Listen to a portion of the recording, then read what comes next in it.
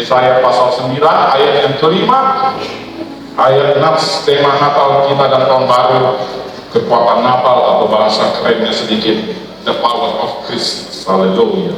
1, 2, 3. Sebab seorang anak telah lahir untuk kita, seorang putra telah diberikan untuk kita, lambang pemerintahan ada di atas bahunya, dan namanya disebutkan orang Penasehat Ajaib, Allah yang perkasa, Bapa yang kekal, Raja damai. Puji Tuhan. Ada 4 nama yang disandang oleh kelahiran Yesus yang sudah dinubuatkan oleh Nabi Yesaya ribuan tahun yang lalu. Kalau kita tarik mundur dalam Yesaya pasal 7, waktu tarik maju, Yesaya pasal 7 ayat 14, di dalam pasal 7 di dalam kitab Yesaya yang sama-sama kita baca Yesaya 7 ayat 14. Ini juga akan dikutip pada Matius 1:23, dan biasanya Natal selalu memakai ayat-ayat dalam perjanjian baru, apakah Matius sebagai versi bertemu dengan orang Majus, atau Lukas bertemunya kelahiran Yesus di gembala-gembala.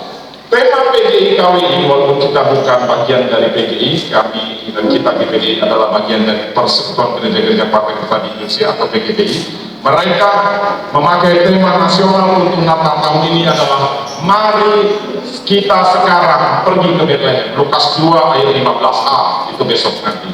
Tunggu tanggal mainnya. Besok kita akan masuk dalam tema sentral nasional. Hari ini kita masuk tema lokal dulu ya. Besok tema nasional. Haleluya. Sama-sama kita baca Yesaya 7 ayat 14, 2, 3. Sebab itu Tuhan sendirilah yang akan memberikan kepadamu suatu pertanda. Sesungguhnya seorang perempuan muda mengandung dan akan melahirkan seorang anak laki-laki, dan ia akan menamakan dia Immanuel. 2 tahun yang lalu tema kita adalah Immanuel. Setahun yang lalu The Joy of Christmas atau sukacita Natal. Tahun ini The Power of the Christmas. Bukan Power Ranger ya. Generasi-generasi kelahiran 75-80 sudah tahu ini Power Ranger, bukan ya. Pagi dia masih senyum-senyum ini, zaman kita masih ada remaja ya pagi dia. Power Ranger 5 orang ya kan, ada Voltus, ada Gaban, ada Megaloman, ada Superman dan sebagainya. Hari ini ada Superbook ngajar di sekolah minggu, tapi kita tidak bahas itu.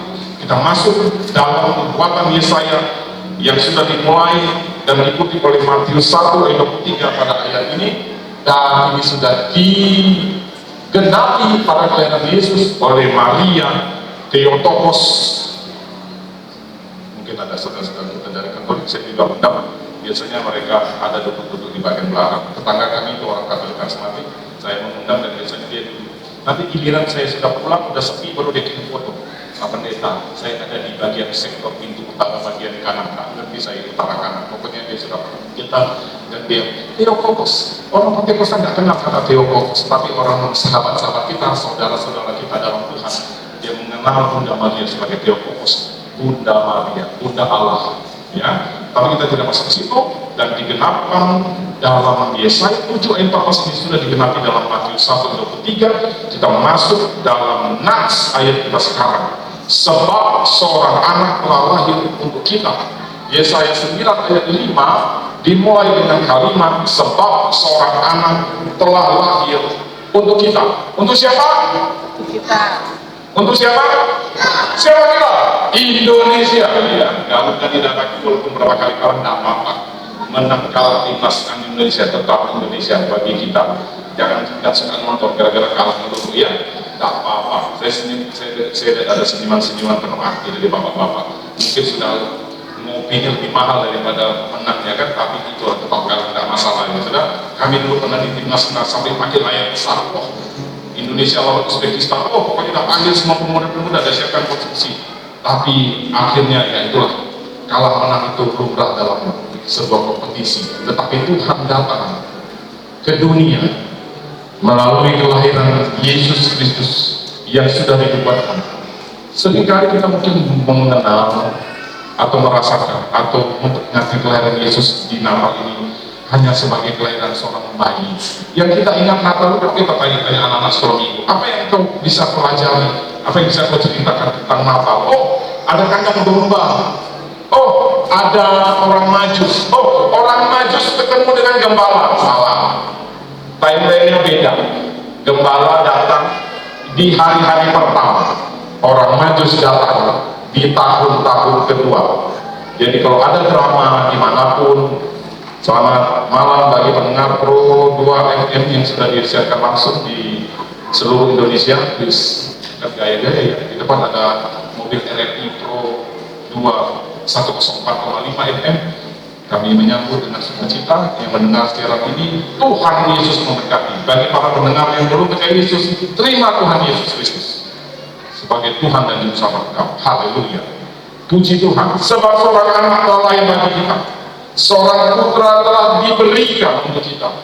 Dua kalimat ini menjadi kekuatan bagi kita dalam Natal ini.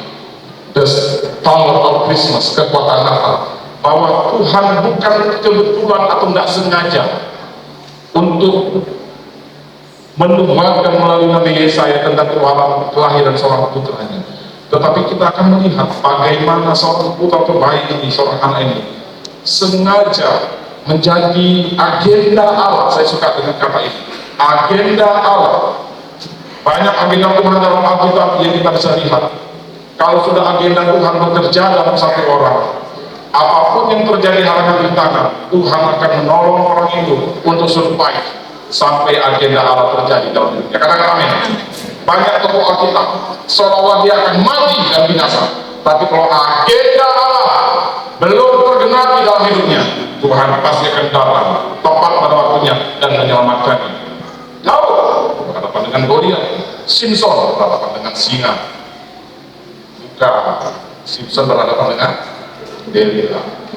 Walaupun di penghujung ceritanya agak sedikit miris, tapi sebenarnya Simpson itu membuktikan bahwa karisma dan karunia harus juga disertai dengan karakter yang kuat. Seorang Yusuf yang dipenjara karena dia menolak untuk berhubungan dengan Tante G, tapi dia akhirnya. Tokoh-tokoh Alkitab ini menandakan bahwa mereka mempunyai agenda Allah dalam hidupnya. Mordekai, sekalipun kebaikannya tidak diingat oleh Raja Ahasuerus, tapi suatu saat Mordekai menjadi kawal Tuhan untuk mendidik dan memelihara Yesus.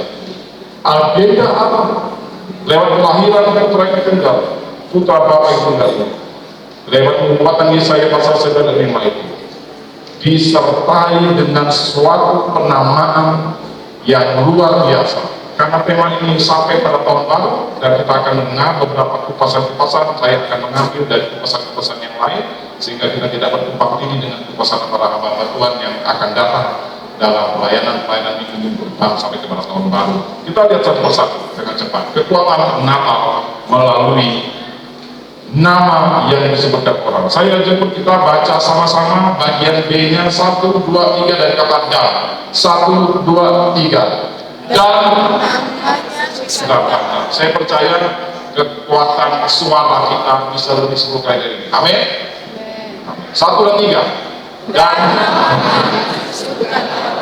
penasihat ajaib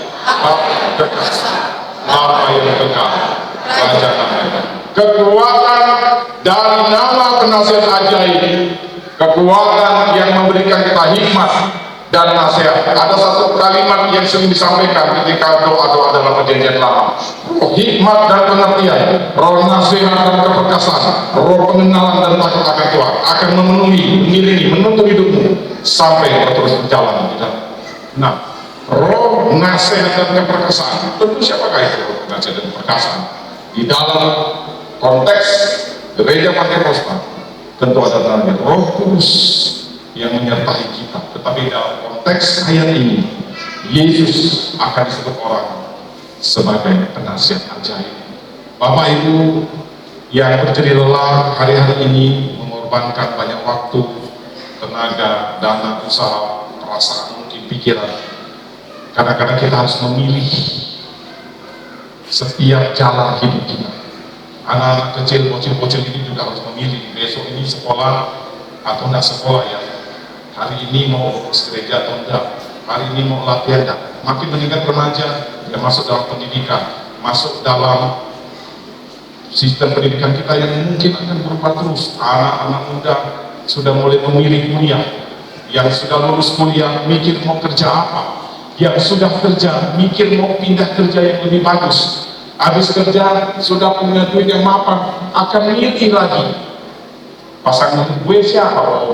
Yang sudah dapat pasangan hidup milih lagi mengandung atau tidak mengandung sekarang. Mau free child, bahasa anak muda sekarang kan sudah nikah, ditanya mau nikah sekarang, mau om. Sudah mau langsung punya omongan, enggak om, kita mau free child dulu, kita mau jalan-jalan. Ya sudah, kenapa kamu enggak jalan-jalan dulu baru nikah? Nikah baru jalan-jalan, jalan-jalan dulu puas-puas baru nikah. Ya, anak-anak muda sekarang gitu. Pilihan-pilihan itu nanti kalau sudah punya anak milih lagi sekolah di mana.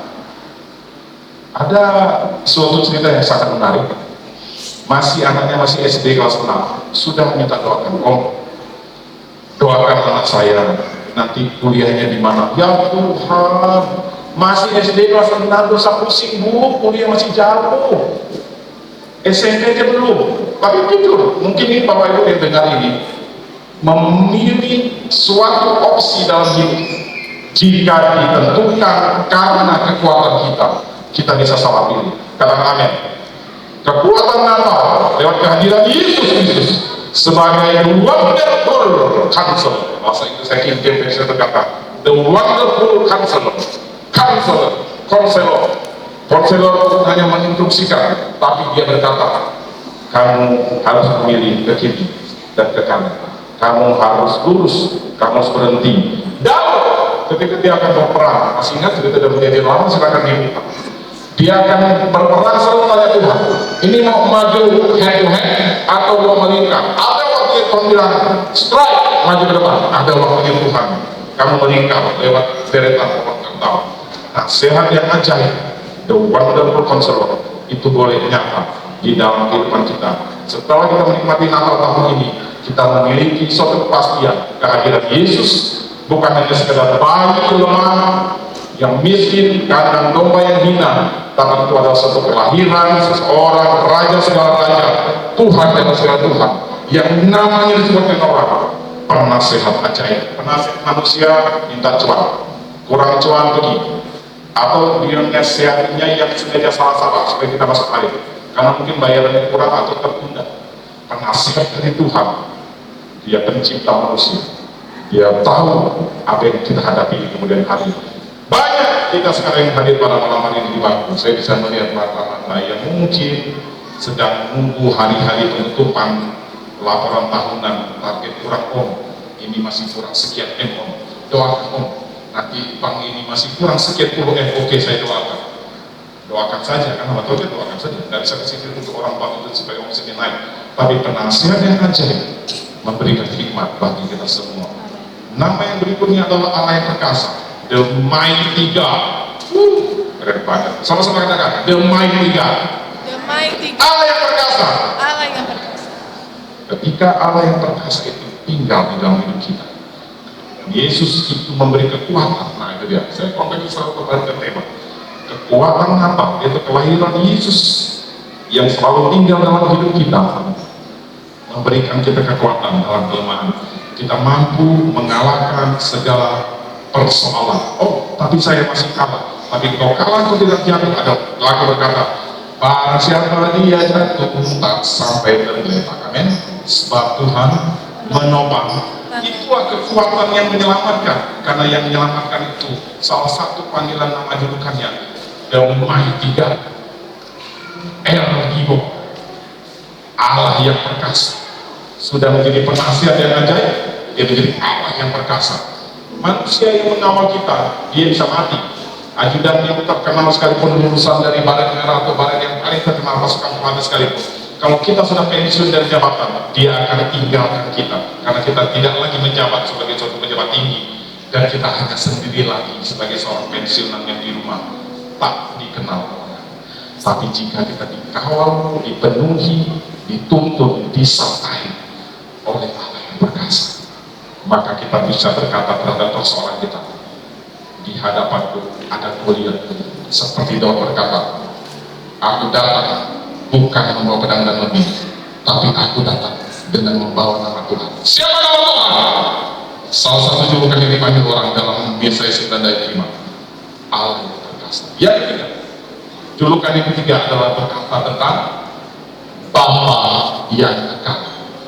Bapa selalu berbicara tentang sumber kehidupan.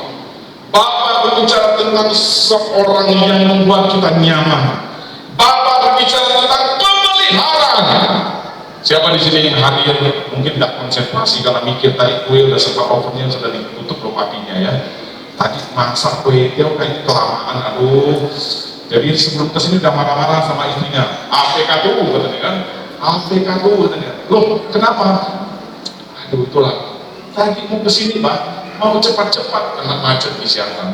Siapa yang dari seberang sungai ya, Riverside itu sempat sungai, pinggir padat maksudnya. Kena macet, yang saudara-saudara kami dari Siantan, enggak ya, enggak macet ya, aman ya? Oh, macet senyum-senyum. Sudah mau pelayanan, latihan berbulan-bulan, datang ke sini macet. Jadi pas main, wajahnya sudah kusam. Tetap berada, maaf ya Pak, terlambat, enggak apa-apa.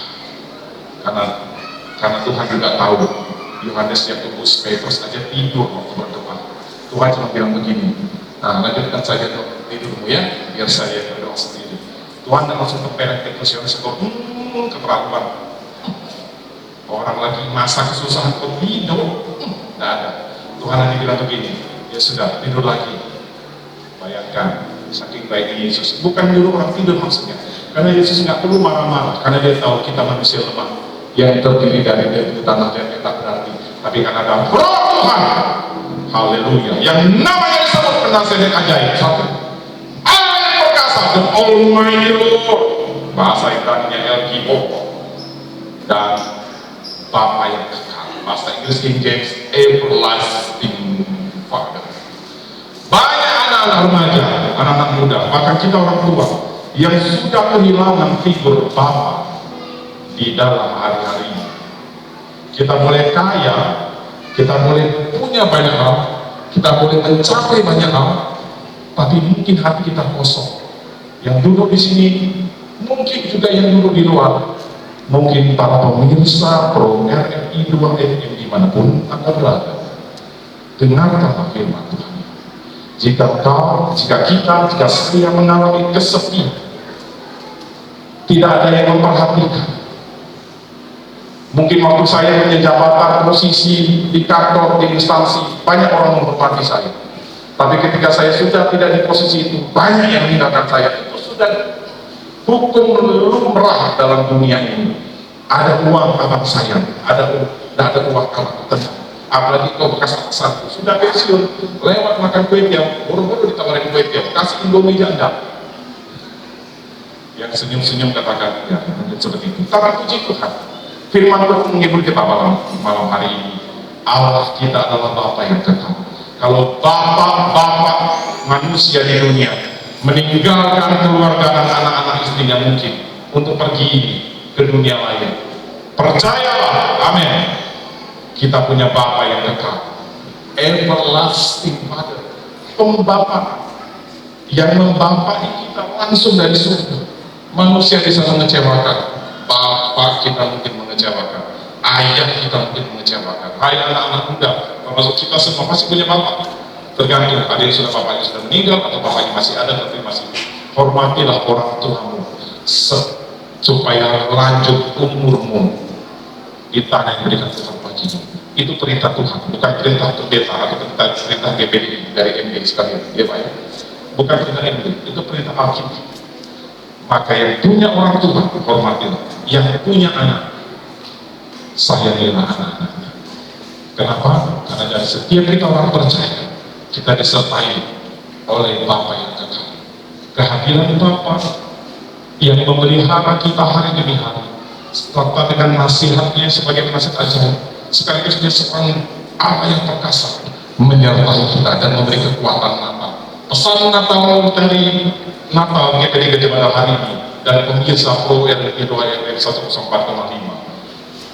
Jika kita merasa sendirian di bumi yang penuh dengan pergumulan, percayalah ada sosok yang tak tergantikan seperti lagi tak terbendung kuasa, tak tergantikan peranannya dalam hidup kita. Terakhir ini, yang terakhir adalah dia namanya disebutkan orang Raja Damai. Raja berarti sesuatu otoritas dalam konteks perjanjian lama. Seorang raja dia bisa perintahkan siapapun untuk pergi ke mana, mengadakan, mentiadakan, memindahkan, menghilangkan, dan memunculkan.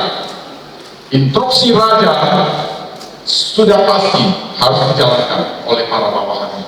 Raja damai, dia membawa damai di dalam hati kita. Kehadiran Yesus sebagai putra yang telah diberikan bagi kita dalam ayat tadi di dalam kalimat pertama. Dia berarti selain menjadi penasehat, sebagai Allah yang perkasa, sebagai sumber pemeliharaan yang kekal, dia juga membawa damai di hati kita. Katakan amin. Amin. Sama-sama katakan, Raja damai di hatiku. Raja damai. Karena jujur, orang tua sudah semakin dekat Natal, makin gundah. Pasti ada pengeluaran ekstra dari pocketnya. QRIS akan banyak berbunyi. Cip-cip. Pak, baju mau nari. Ya. Ada cash Pak. Ya. QRIS kan ada. Kok tahu? Kan kelihatan Bapak pakai QRIS. Cip-cip. Anak senang. Bapak mikir, berkurang lagi deposito. Sehingga kadang-kadang jujur, orang tua, jujur. Natal mendekat, hati semakin rendah, minimal dompet semakin menipis, waktu semakin berkurang untuk punya me time. Orang-orang tua kami bersyukur, orang-orang para sekolah minggu yang sudah dengan berdiri lawan mengantar hampir setiap hari latihan. Saya mewakili gereja, jadi gereja Perpanina dan Gembala mengucapkan terima kasih yang sepenuh-penuhnya untuk waktu, usaha, doa dan dana yang telah diberikan bagi anak-anaknya diantar ke sini, bolak-balik. Saya tahu ada yang rumahnya di ujung timur, di ujung utara, di ujung selatan, sampai ke mana-mana dia mau datang. Tapi saya percaya dari wajahnya saya melihat wajah-wajah yang penuh damai. Saya juga melihat hari ini wajah-wajah yang penuh dengan damai, karena di hatinya ada Raja damai. Kalau sudah Raja yang bercokol di hati kita, nggak ada cecunguk, bajingan, prema manapun yang berani dekat. Raja, dia nggak sendirian. Seorang raja masih punya tim keamanannya, dia punya struktur organisasi pemerintahan kerajaannya, dan dia bisa berikan ramai ada di hatimu dan memerintah di hatimu. Raja damai artinya sukacita dan sejahtera itu memerintah di hati kita. Yang saat ini mungkin kegundahan, kekecewaan, kepahitan, kededahan, kemarahan. Dan saya tahu, dimanapun saya tahu banyak ceritanya itu. Kalau sudah ada perbedaan pendapat, pasti tidak enak. Rapat, masing-masing bisa mengunculkan banyak pesan dan banyak saran, tetapi tidak semua saran kita bisa kerjakan, betul? Masukan ada 10, tidak mungkin kita kerjakan 10-10-nya. Yang satu pakai sendok plastik, yang satu pakai sendok kayu, yang satu pakai sendok besi. Jadi ujung-ujungnya karena semua ini diakomodir, jadi sendok makanannya ada kayu, ada besi, ada pipet. Tidak lucu kan? Seragam, coba seragam. Contoh jujur, seragamnya ada yang mau hijau ya kalian sekarang ya. Nah, ada yang mau batik, ada yang mau hitam. Syukur tidak ada yang bilang ini, dosa pakai seragam jauh, teranjang maju, tidak mungkin.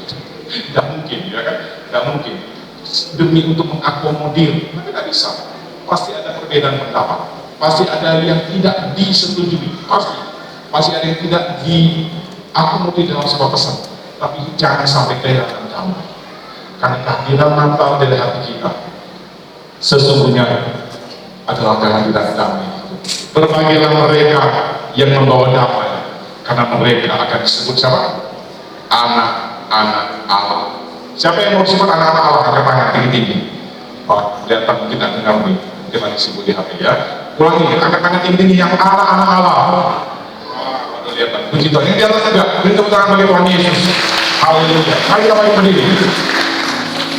Kita akan bersyukur, terima kasih pada Tuhan untuk sepanjang tahun ini. Haleluya. Kita katakan pada Yesus, ku cinta Kau, telah menunggu nyata bagi. Terima kasih Tuhan pola yang bagi kami. Hidup di dalam tangan-Mu. Sejak pagi ku terbangun, sejak pagi ku terbangun. Masih kami menyadari sampai ku terbangun kehadiran kerajaan damai dunia ini. Kebaikan Tuhan, suaramu